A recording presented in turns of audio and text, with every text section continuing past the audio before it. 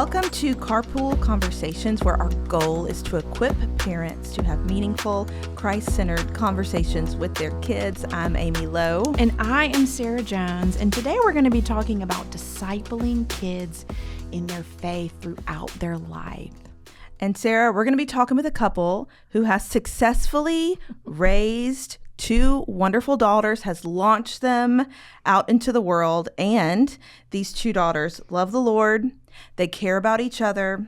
They are still very close to each other and to their parents, and I'm sure you'd say the same, Sara, but those are two big goals that I have as a mom. I want my kids to launch out into the world, and I wish that there was like a mathematical equation or step 1, do this. Step 2, do this. Step 3, do this. And then it will equal a wonderful adult that loves the Lord and is close to you as a mom and dad. But that's just not how it works, which is why we talk to people like Jeff and Courtney who have done it, have figured some things out. Did they do it perfectly? No. They will tell us that. But they did a lot of things right. And I want to learn from people like that. And I'm sure that everybody listening wants to learn from people like that. They're going to encourage you. They're going to cheer you on. And it's going to be helpful. So tell us more about Jeff and Courtney. As you mentioned, we have a very special guest, Jeff and Courtney. Thanks for being with us.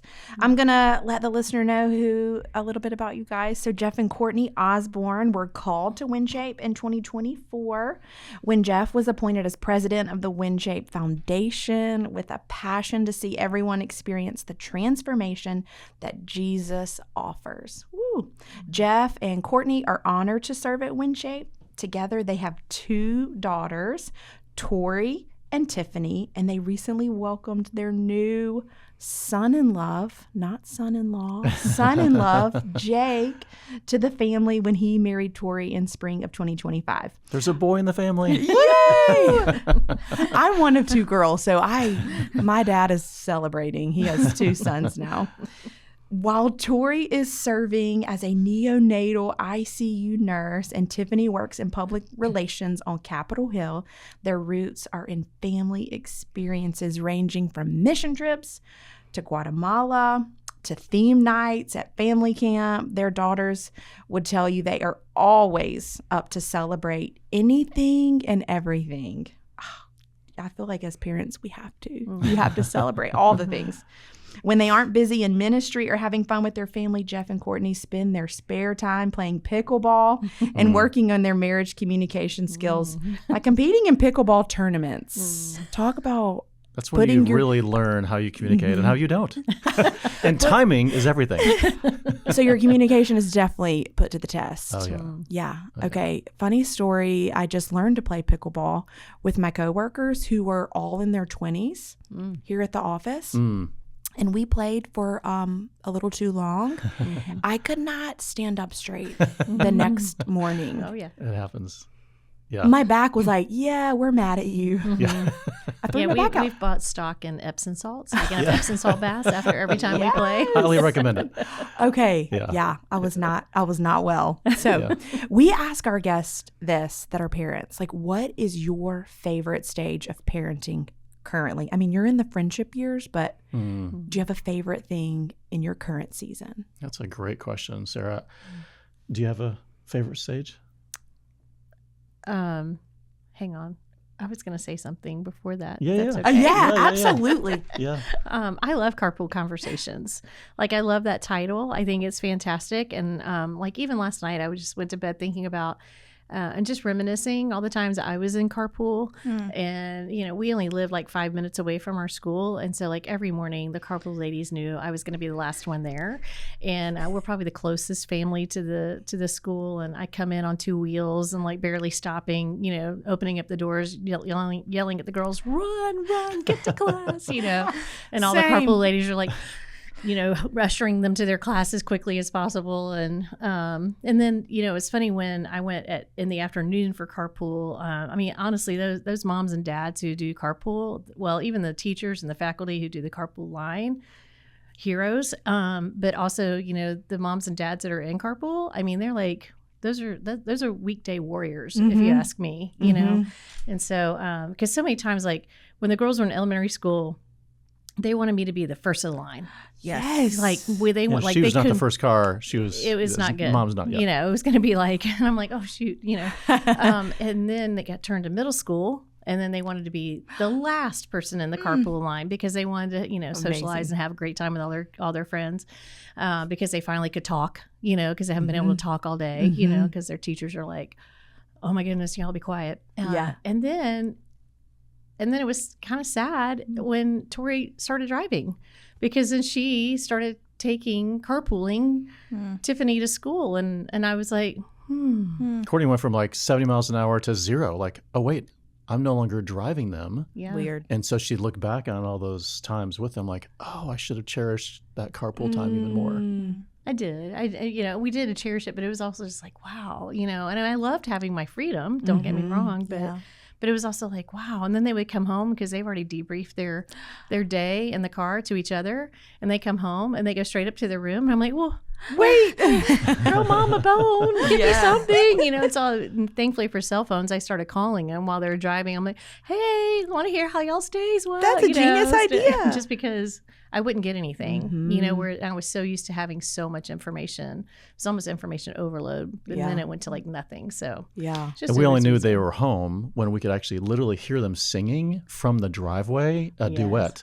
Like Mariah Carey, Whitney Houston, or the Wicked duet. Celine Dion. Or, Oh yes, any of yeah. the Disney duets. They were you know. belting it out in the car. With the windows up, we could hear them inside the kitchen. Oh, what a fun sister bond really they sweet. had. It was really If sweet. I get in a car wreck in the mornings, I'm in trouble for carpool because I'm in my robe. Like someone is going to see me in my pajamas. My kids are embarrassed, but I'm like, you can be on time or you can be late. We gotta go. so true. But talking about seasons, your question, Yeah. we weren't great, honestly, at the like infant stage. Like it was hard and just this fog. We're like, do we even remember what we did? Not a lot of sleep. So that was hard. But literally every season after that, it was like, wow, this is like the best ever. And then Yeah. the next season happened, like, wow, this is even better. Even the teenage years, we really loved Yeah, the we did. teenage years for some reason. I'm more of a teenage kind of person. I don't do well with the babies. You know, some people, like several of our friends, they're with their babies, and you're like, wow, they are like made to flourishing. do that, yeah. I did not flourish in the baby stage. Me So I either. flourished more in the teenage stage and middle school age. So we loved it, and we love it now too. I mean, I can't tell you. I mean, it's hard in some ways now just because we don't get to see them as much, but we get to talk to them. Thankfully, praise God for cell phones. You Yeah. know, I never talked to my parents. FaceTime. Yeah. You know, in college, I had to call them collect. The topics are different now. Now it's, hey, Dad, I want to respond to this guy and let him know I don't really want to go on a next date. Well, how can I say that? So I give a lot of coaching on how to let guys down gently. That's awesome. Because being a guy, like I know what that felt like. Mm-hmm. And so, so the topics change, but Yeah. it's a fun time. Fun season. Absolutely. Well, and it's so nice to hear that y'all still love it when they're gone, because I think so many parents dread that time and fear it and worry about it. But y'all are two people sitting here, just two people sitting here that are saying it's good. It's still really good. And you're still a parent. It just looks different. And I hope that that's the case for me, and that I don't fear it, and that I do step into it well. And that's part of our conversation today. But let's rewind all the way back.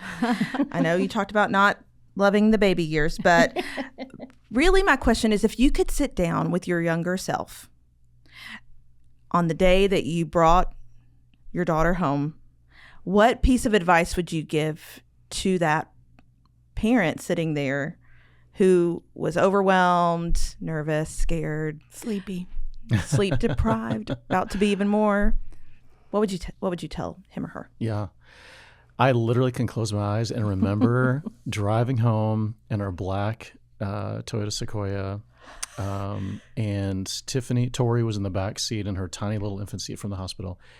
And I remember feeling like, oh, hey, car, stay right there. Yeah. I'm coming through. Hey, you car over there, stay right there. Like I had this precious cargo. My wife was right next to me. It's not like she's not precious cargo. She is.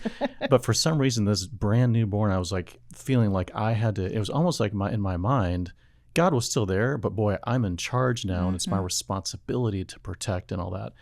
In reality, he never left. He still is in charge. He still is ultimately protecting. And so, I think I entered into that season like trying to be perfect and trying to tiptoe around, like we were super quiet at home and let's not make any noise, and, versus just jump in and let them join you. But I think the thing that I really learned, I was, during the day, I was dad and it was fun and all that. At night, when I was asleep and they woke us up, I was not a good dad, just to be honest. I don't know what that says about my personality, but I wasn't like super kind or fun. I was just not those things. And so I think the thing that I would tell myself, my younger self, would be, you know what? In those moments when you feel the most weak or selfish or your own flesh, lean in to the Holy Spirit and say, Lord, I don't have it right now. I am being woken up at 2 a.m. I've got to get up and do X, Y, and Z the next. Will you help me? Because I can't do this. And so that's what I would have. And in fact, I wish someone would have told me that, hey, Jeff, you can't do it. Yeah. And in those moments when you're really not doing well or you're failing, lean into him and ask him for help. And the girls quickly understood and learned, don't go wake up Dad. I know, it was terrible. Don't wake up It was Dad. terrible. Oh, man. You're poking the bear Yeah. if you do that. Yeah. For me, I would say just relax and, don't take it too seriously. I was way too serious. Amy, you were talking in the introduction about the formula, and I'm such a formulaic person. I wanted A plus B to equal C. Right. And we read the books that said if you did A plus B, it would equal C. And we never got C. Yeah. And I was frustrated, and I was working so hard, and I was a stay-at-home mom, and just didn't feel much affirmation. I'm a words of affirmation person, and just sitting there going, she doesn't even talk, it's just like, you can't even say thank you, and Jeff's at work all day, and I got way too wound tight. I was such a tightwad in so many ways, and I took the books that we were reading to the nth degree, and so much so that Jeff finally he reached out online to the authors of the book, to the website, the company, and the author actually called Jeff and was like, okay, can we talk a little bit, and all this stuff. And so he's like, oh, could you call Courtney? And so she called me, and we had a 30-minute conversation, and she was amazing. She was just like, listen, what I need you to do is put the book on the shelf. She's like, you understand the concepts. She's like, but the Holy Spirit, God gave you the Holy Spirit, and God gave you were the perfect mom for Tori. And so you need to you understand the concepts and depend on the Holy Spirit. And so I think that was a big thing for me to finally just relax and let go. And because I was a school teacher. So my classrooms were like boom, boom, boom. And, I had my rules, and everybody obeyed me, and now to have a baby who won't obey me, she won't poop when she's supposed to poop. She won't sleep when she's supposed to sleep. She won't feed when she's supposed to feed, and I'm like, so I would say just relax and let the Holy Spirit guide you, because, we're not given an owner's manual at the hospital. They don't send you home with an owner's manual, but we don't own them anyway. That's true. That's what God kept trying to tell me. He's like, you don't own them. He's like, I have the owner's manual. And it's like, oh, okay. All right. And so that was a big thing for me. I would just say, hey, and play. I'm not a good player. I don't play well. I'd rather do tasks. I'd rather clean. I'd rather, let's do the next thing. But I would tell myself to play a little bit more if I could. Oh, I feel that tension, especially at dinner when the dirty dishes are looking at me, and one kid is like, family game night. And I'm like, who's going to do those dishes? I thought you were the play one. I am the play. Okay. Well, I'm also I like to go to bed on time, So it's like, So true. So my sweet husband jumps up and does the dishes, and I get the play. Oh, And he joins us. So Oh, that's awesome. I feel that so much in my soul. I think there is even today so much fear about I have a say in how they turn out. And if I do the wrong thing, there's so much fear Yes. around it. But I love your advice to just relax and remembering that they're God's first and yours second. Yes. And he loves them way more than we ever could. And I love them a lot. Yes. And so they're in good hands when they're in his hands. Amen. And release the fear. Like, we're never supposed to walk in it or carry it. Absolutely. He's got us. Mm-hmm. Okay. Parenting often feels like a performance review. I'm scared they're brutally honest if I ask for feedback. My too. I don't know about your girls. But how did you learn to balance the desire for your kids to be good with the reality of showing them and yourselves the gospel and grace? It's a really hard question, and I don't think I could answer it. So good luck. That's why we're asking I them. know. I'm sorry. talking about performance reviews, Crawford Laritz, who's one of our board members here at WinShape, and his wife Karen, they actually would take their kids when they were little, all the way through the years, to a hotel. Like, they didn't have a lot of money early on. And so go to a cheap hotel, and the whole weekend, they would just ask their kids a series of questions about how they're doing as parents. And then what Karen and Crawford would do is literally listen. They wouldn't defend. They wouldn't respond or answer. They just would listen and get that feedback from them. I'm like, wow, that's actually a performance review. Yeah. And it was fun. They had a great time doing that. I think for us, honestly, Amy, as you're sharing like what the girls are doing now, I'm amazed. Because we had so little to do with that. I think we were probably a lot more hands off than, I don't know, I'm not sure about most parents, but not completely. We were there and we were present. We spent lots of time together doing lots of things, but not in a legalistic and a performance-based way. Like, we never really said, hey, did you do your homework? We never said, hey, you got a B on this test. I wouldn't say never. I didn't. She's a school teacher. Yeah. That's true. But so little focus on performance and results. And we would celebrate when they got A's and things like that. But that wasn't like the focus. And so I almost feel like, wow, should we have been more focused on some of those performance things? Because we really won't. We were not. Much more grace-oriented, much more like literally hands-off. I'm not sure if you would agree with that or not, but I would say compared to a lot of our friends, we were probably a little more hands-off. Did a lot of praying. I know that when Tori was a baby, I was going through a Bible study, and I was talking about Abraham and Isaac and how Abraham sacrificed Isaac, and I felt like God. I'm going to cry. Sorry. I felt like even at an early age, God was saying to me, Tori is your Isaac. And will you be willing to sacrifice her? And so that was big. And then I think also, I'm not supposed to say names. Whoops. One of our daughters was 12 years old, and she's a lot like me. And we were butting heads like crazy, and I just didn't even, it was just one of those, like, I just don't even know what else to do. And so obviously finally turned to the Lord, and the Lord was like, this is where I'm really going to cry. Sorry. Tears are welcome, and we have tissue. Thank you. God was just saying, she's mine. Let me parent her. I'm going to be the best parent for her, and I've got her. And so I remember at 12 literally releasing her to him, and it helped our relationship tremendously.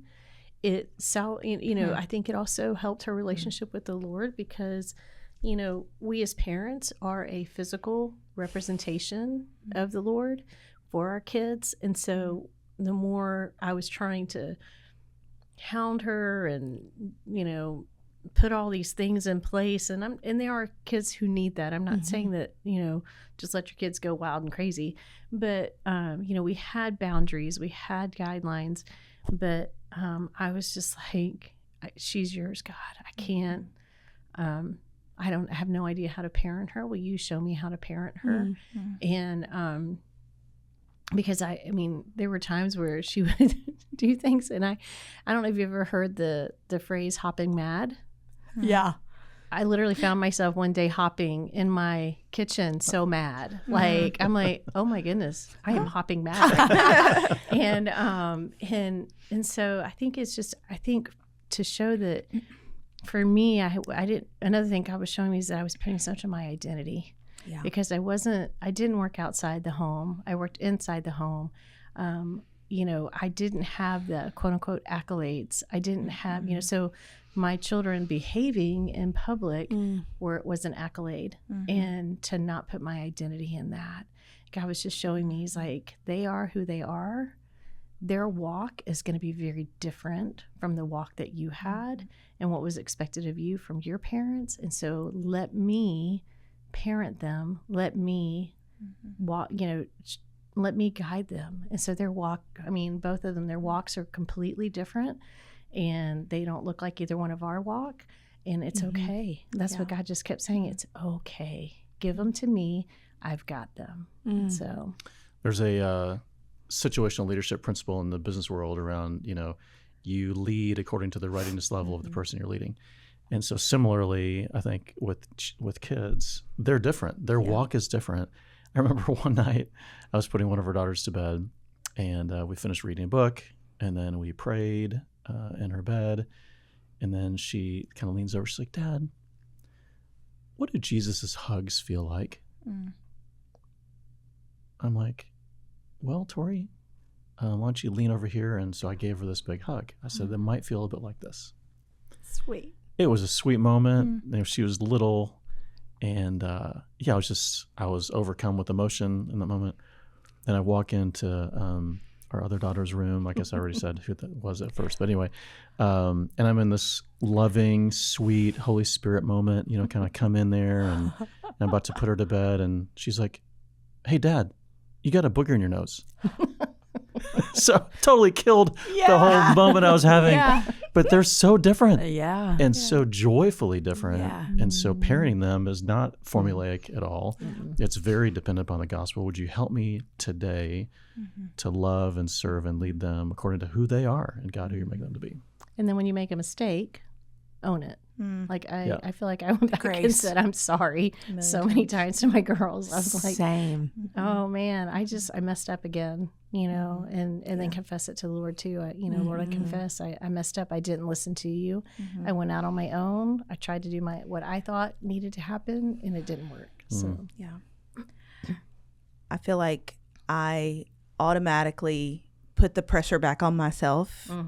Like that's the automatic is, okay, it's on you, put the pressure back on, because I keep trying to give it to the Lord over and over again, but I keep reverting back. And so I love that it sounds like maybe y'all were the same, and you had to be reminded. I have a reminder on my phone every day at 2:00, and it says worry, and then it says the little sign that says above, and pray about it. So basically, it reminds me every day that what are you worrying about today, Amy? Yeah. Because 9 times out of 10, Sarah, it's those children and how they will turn out and what's going on with them, and me putting the pressure on myself. So it's just another reminder every day to give them back to the Lord, to let him be our guide, and to not put the pressure on myself, because that's what I want to do every day, all the time.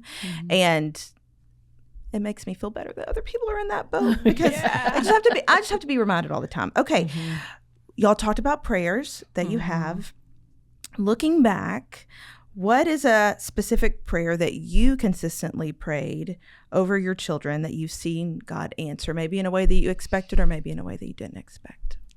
I wouldn't say there's like a specific prayer in the fact. I mean, obviously their spouses and, what college and friends and stuff like that. But, and I still pray these prayers over them today.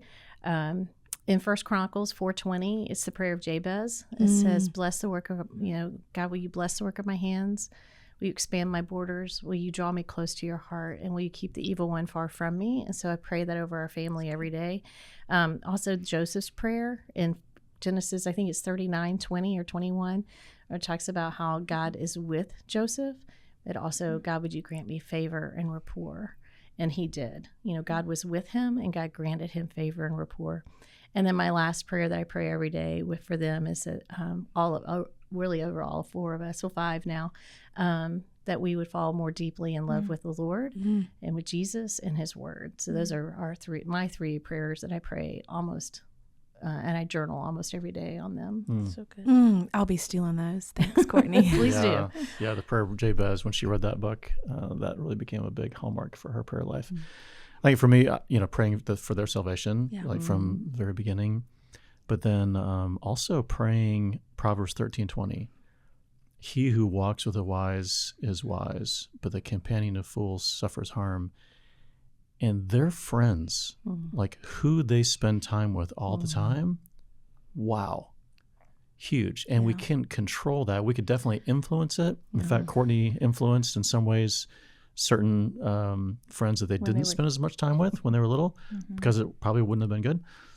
But just putting them in situations, in environments where they were around good friends and wise friends. And wow, we have personally seen train wrecks in some families from just the friend group or the sibling of a friend and how that influences. And so that's something we have prayed. I think the other thing that Courtney didn't share, but she would often tell the girls, listen, you'll have friends all through your life, but you've got your sister and she is your best friend for life. Other friends may come and go, but she will not. And so again, hearing them singing their lungs out on the driveway to some duet, they became friends, and they still are to this day. Because they weren't when they were younger. They were not. I feel like I had to fight for it. I'm like, listen, I know you just hit your sister, and I know I told her to hit you back. Yeah. We still need to love each other. That happened at our house. And we both have sisters. My sister is my best friend, for sure. I call her every day. Sometimes she answers. Sometimes I just keep calling until she does. So sweet. I love that. That is such rich wisdom. And I'm so grateful. We could end there, but we're not. Okay. The shift from commander or authority, some may say, to consultant or friendship is hard for many parents. It is hard. I've seen it be hard in some families. So how did you navigate the teenage years to ensure you still had a seat at the table in their lives today? Now that they've launched the nest and your flaming arrow is on Capitol Hill and at the hospital. Right. Two things. One, we tried to avoid the flammable topics by getting ahead of them. And so literally in my phone right now, we have, when we use this, we had ages of when they would earn different responsibilities. And we outlined that like when they were really little before. So this is when you can have your ears pierced. First it was chocolate when they could sing, and then bubble gum. That's how it started off. And then... Oh, that's good. And, I need this list, y'all. Oh, and it graduated to like, okay, when you can have a laptop, and what year you can have a phone, and what year you might get your bedroom furniture upgraded from like baby furniture to something else. When you could go on group dates, when you could do a double date, when it's a single date. So we literally outlined those things so early. Yeah, the age and when. Can I get a draft of this, please? Sure. I need it. And And this is not this is somewhat like it was like We just one made of it our. up. No, most of that we made up.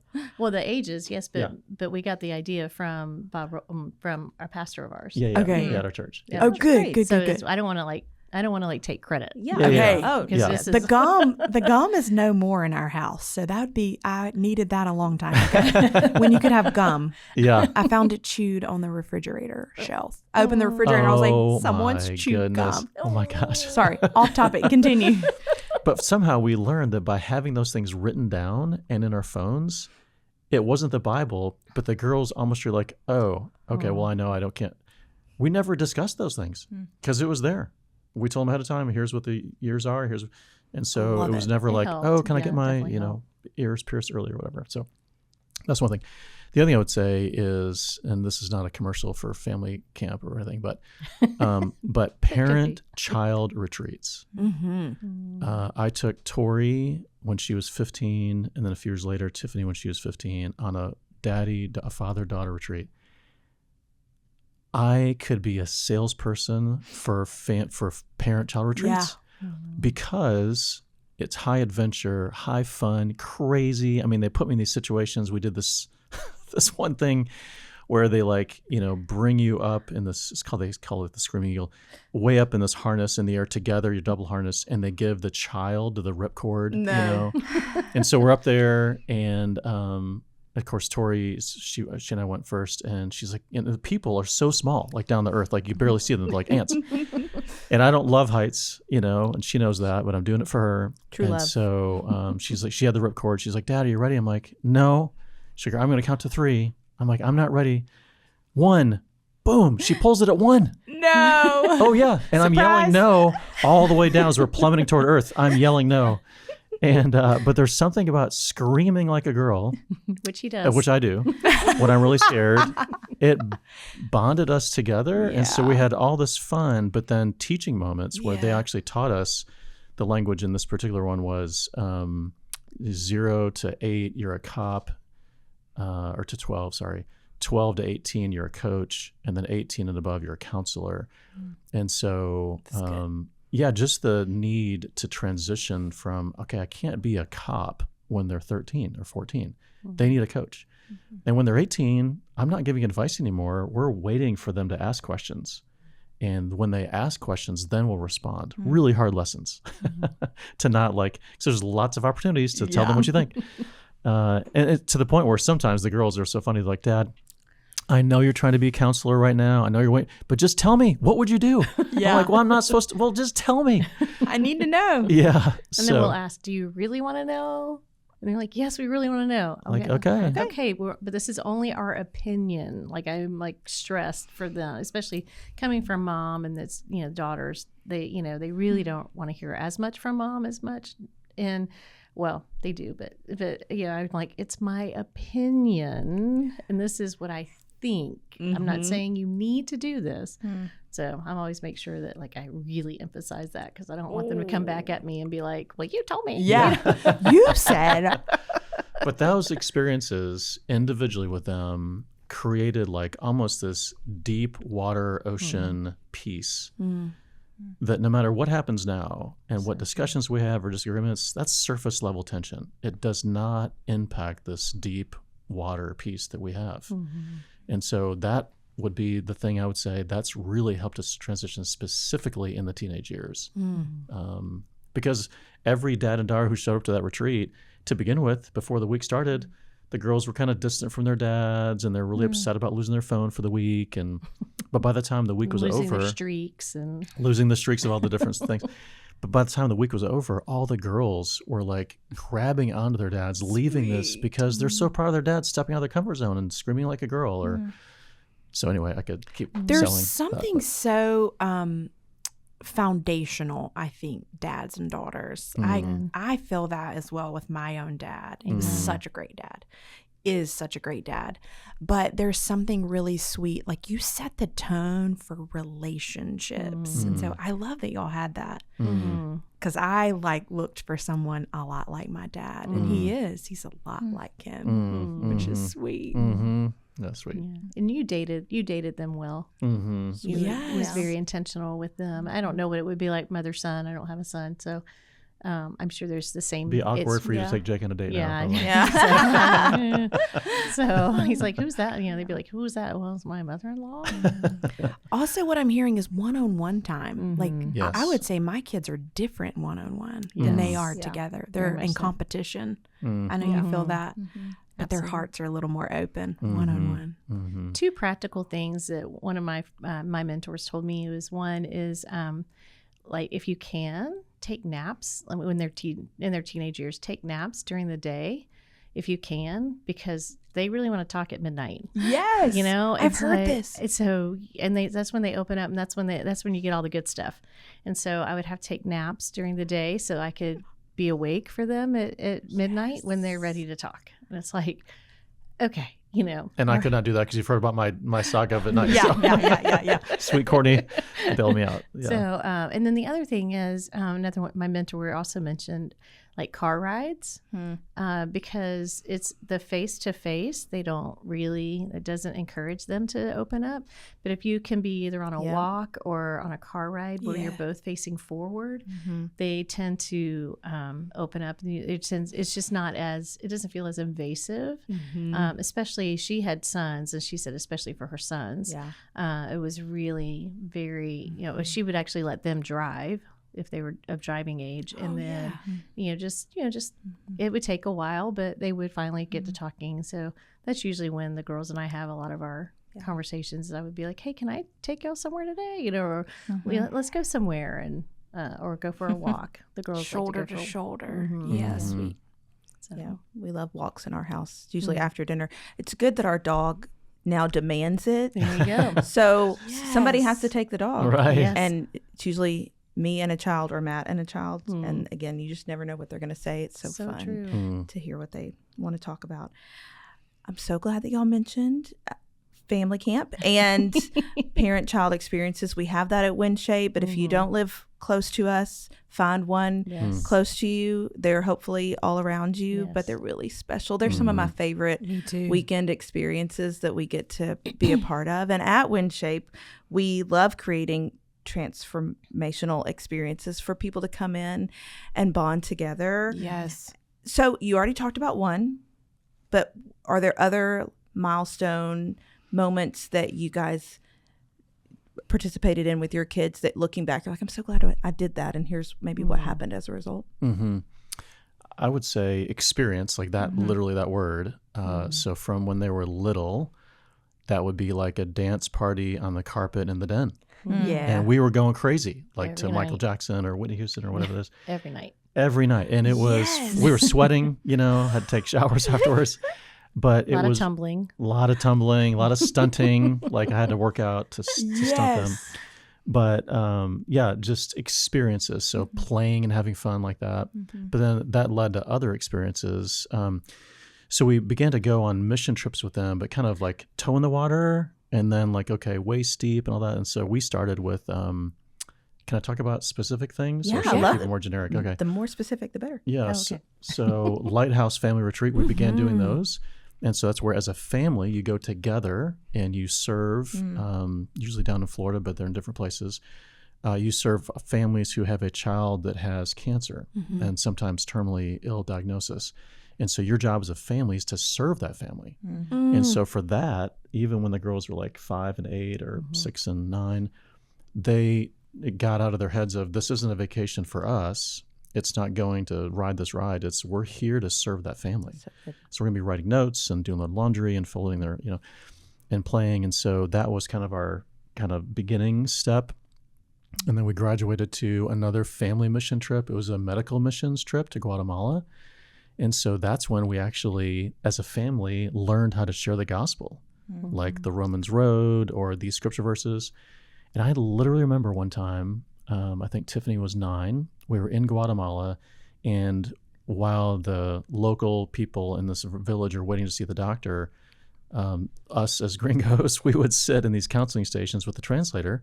And so people would come and sit in the chair, so it's kind of it's a gringo, it's a translator, and then one of the guests or one of the people from the town. And I remember literally walking past Tiffany. She was 9 at the time, and she was sharing the gospel through a translator to a farmer from that town of Guatemala who's probably like 85 or 90. She was sharing the gospel with him. And I thought, wow. It was just the 3 of them. There wasn't an adult There's with her. no adult with her. She was 9 years old. And so, I'm wrecked. but that was the first time that we as a family talked about how do you share the gospel and how do you share your testimony. And so we did Guatemala mission trips for 7 or 8 years. And then Courtney began leading orphanage trips as well with them. Yes. Where it wasn't like a family, it was, teenagers. Yeah, I just took a lot of teenagers down to we would tack it on to the medical missions trip, and we would just stay an extra week and go to a children's home. It wasn't really an orphanage, but it was a children's home, and we would just go and serve and play with the kids. And anytime we could get, I was always trying to find ways to, because they did such a great job of like choosing their friends, that like I wanted to get their friends together all the time. I'm like, come to the house, I'll come spend the night, let's, and I even though mission trips are not my fave, they turned out to be my fave, but I'm like, and they all wanted to stay for, for the second week to go to the Casa Alleluia. And I was like, well, I'm not equipped, but they want to do it. I'll make it happen. We'll just do whatever it takes to make it happen. And so finding those passions that your kids have and, sacrificing and going, I'll do whatever it takes to make that happen. And thankfully I hope and pray. My prayer was always that I would be a cool mom, and so their friends really like me. So therefore our girls like me. I'm like, okay, yay, and so that, and got to be friends with their moms. And so I was always like the all-time chaperone. The girls knew I was just going to try not to be in helicopter, because I didn't want to be a helicopter mom, but I wanted to be available, and they need chaperones. I'm like, well, I can go sit on the back of a bus. That's fine with me. I don't have to, I don't have to lead anything or anything, but if you need a chaperone, I'll be there. So just being able to have those opportunities, which thankfully, because we had made a decision and made a lot of sacrifices to begin with for me to stay at home, and continue to make sacrifices for me to stay at home. I was able to do those things and be there for the girls in those situations. And Jeff was extremely supportive of that too. And so I feel like there's just a lot of those trips, and it also got them out of themselves. Oh, they would come home and they would be like, from Guatemala, be like, I don't think I need all these clothes. I think I need to give these things away. And we're like, what? And so at first we're like, okay, you do need to keep some clothes because you have school. Yeah. But it did change their perspective. It does. And several times they're like, hey, again, no offense to Disney, used to work at Disney. They would say, we'd rather go back to Guatemala than Disney World. We're like, really? Oh, yeah. I hear that so often in an anxious generation that we're currently in. So many kids struggle with anxiety from families who say, we were given the advice to serve, because it gets, you're so right, gets you out of it's not about you.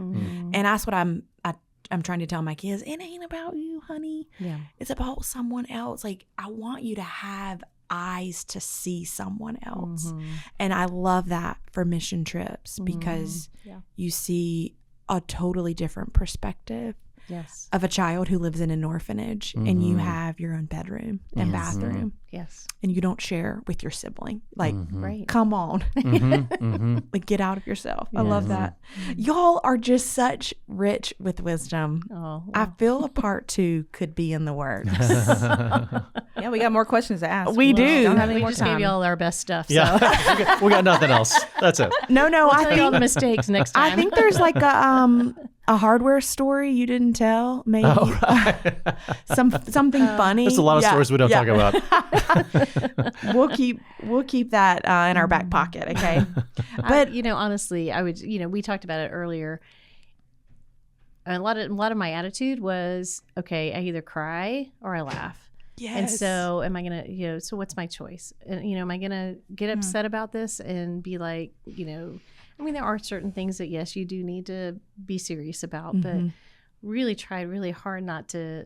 I don't know, at the one conference, at the very end of the one conference, Cindy, Kathy That's my got favorite up, part of the whole conference. She got up and said, life is too serious to take seriously. Yeah. And, just to... Now at 55, right? Yeah. I'm like, no one's counting. But I'm starting to finally realize that, and I wish I had not been as serious when they were babies and young. I mean, I know there needs to be guidelines and there needs to be rules and boundaries and all that stuff, but we're just really grateful for your time, but also for your willingness to say, like, we weren't perfect, but these were some of the highlights of this is where we didn't get it right, or but again, Like if you heard anything, God's got your kids and you don't have to be afraid or worry or fear. He's got you too. So he delights in you. And we're just really grateful that you listened. As you know, we always end with a question for parents to take back to their kids, whether you're sitting in carpool.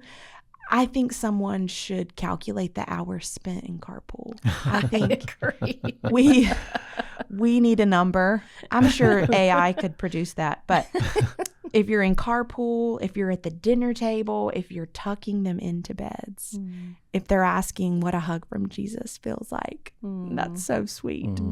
We just want you to have this question so that you can be intentional, that you can create intentional moments, that your heart would be postured in a place of intentionality as you're parenting these kids so that you're not crying, but laughing. So this actually comes from Jeff and Courtney, and I love it so much. But they asked their girls, how were you a blessing today? And you answer it first and then present the question to them to see what they say. So the question of the day is, how were you a blessing today? We cannot wait to hear their answers. Thanks for listening, guys, and thanks, Jeff and Courtney. What a joy. Thank you.